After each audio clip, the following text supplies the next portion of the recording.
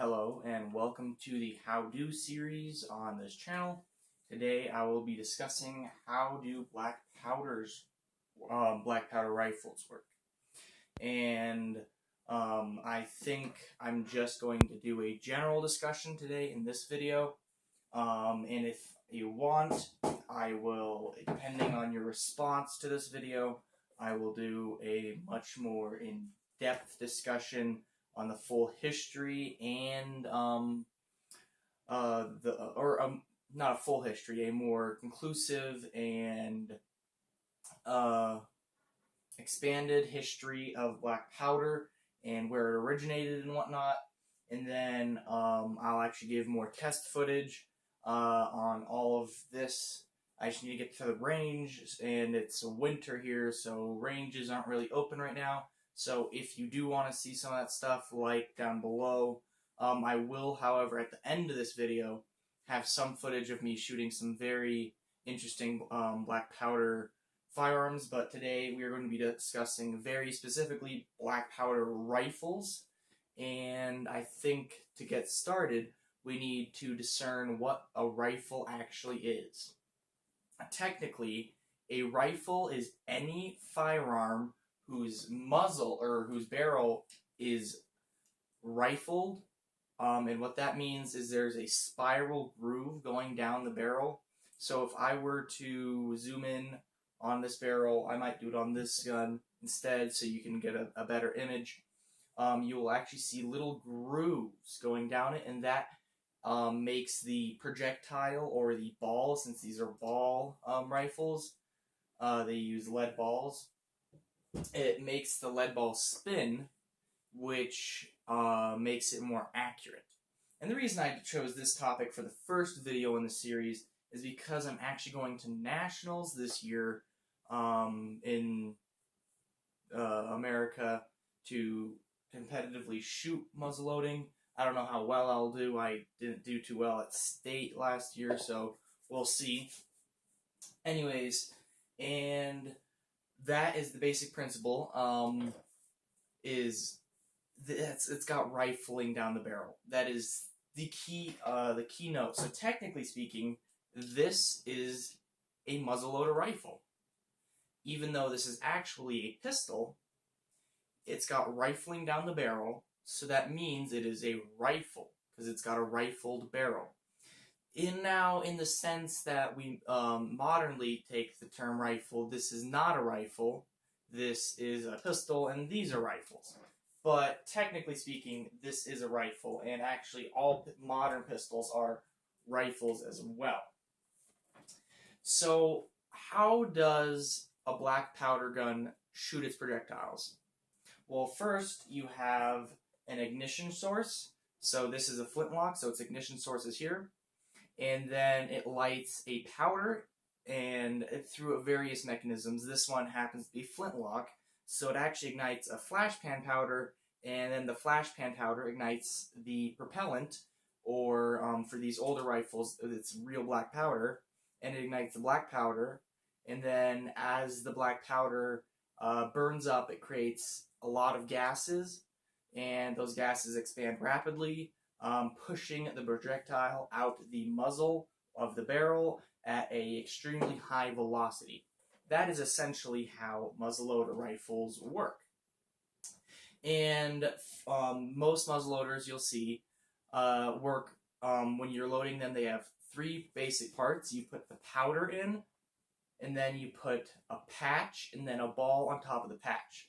And the reason you put a patch in, well, there's two parts. First, it catches the grooves better to help the ball spin faster.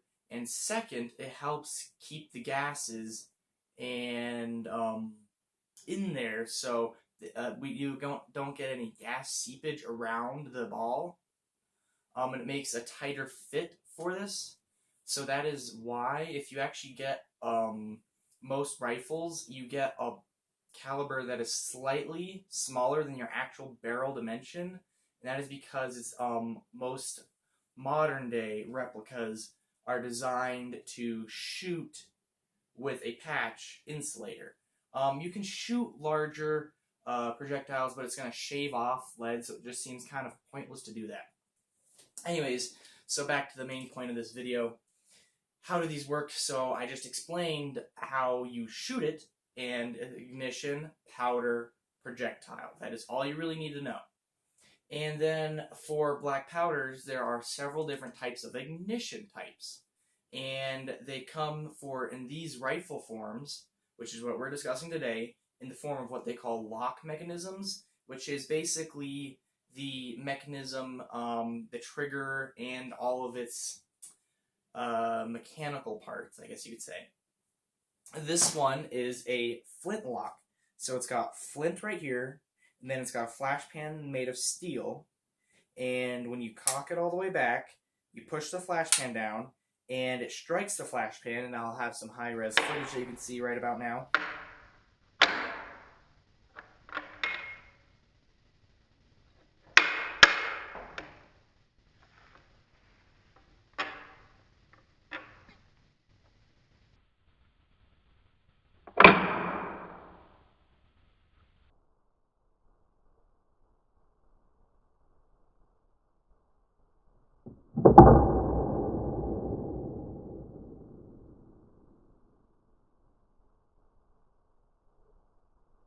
And when you see it, it strikes the flash pan and sparks go everywhere.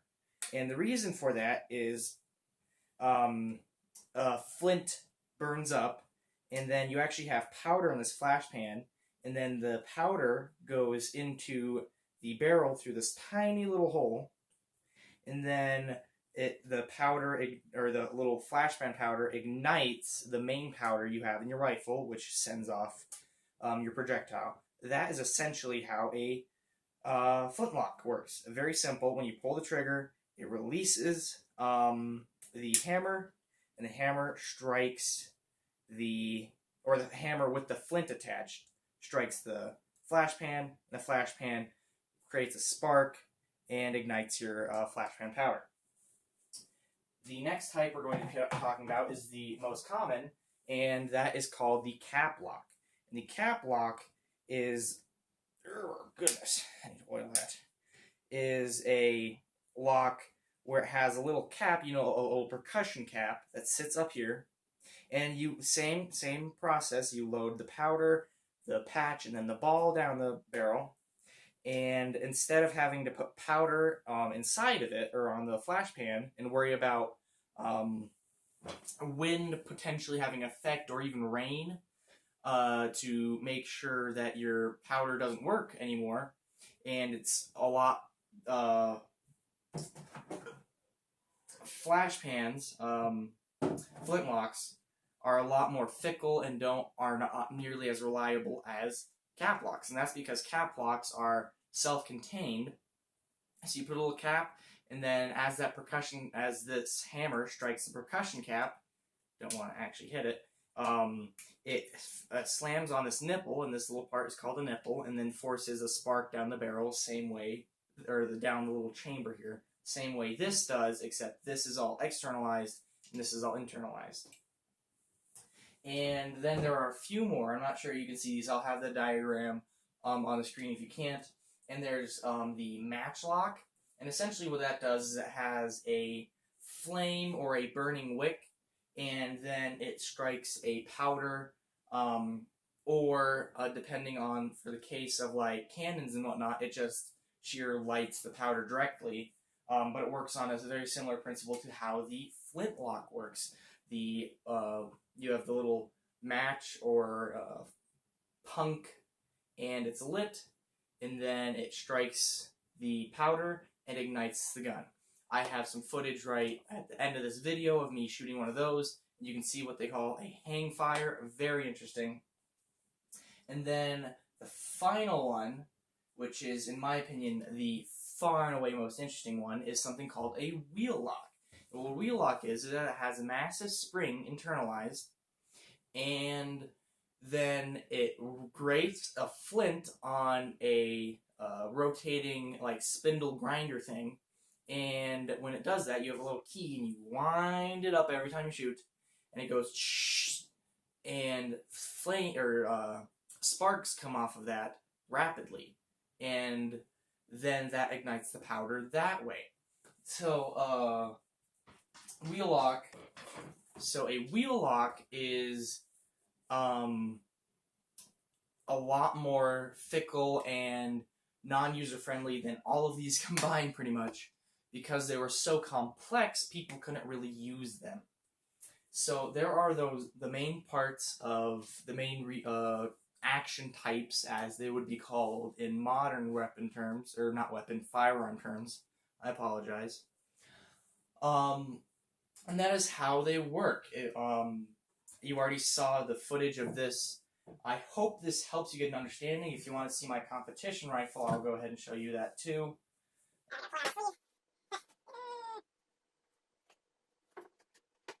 So this is my competition rifle. And this particular rifle is closer to what they would have used during the Civil War, because it is a percussion, or not civil. I mean, like in between Revolutionary and Civil. Because Civil War, I believe they actually had normal cartridge firing rifles, whereas this is still a percussion muzzleloader. So this is it. It's a percussion. You have your sights, so you can see, and this is called a ramrod. And this is when you're in battle. This is what you will use to force your projectile powder and all that down. But that's not what you use competitively, because it's not really functional. It's kind of like a decoration now, basically. Instead, we use a more proper version, wherever I put it, and this is called a range rod or a working rod. And it's much longer and much stronger, so you don't have fear of something breaking.